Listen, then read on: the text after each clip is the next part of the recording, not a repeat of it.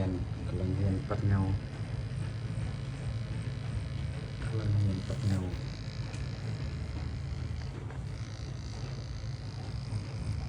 เรียนมันลึงมือก่อนปัดเงาให้มันลึงมือไปก่อนตัวนี้คือกันครับตัวนี้จะสอนลิ้นเป็นสีฟ้าตัวนี้ลายตะเข็บไปหาจาน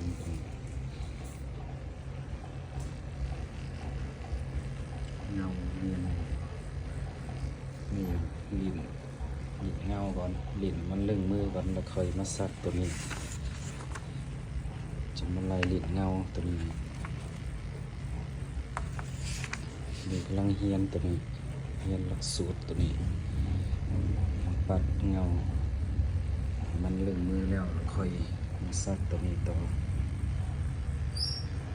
เฮียนปัด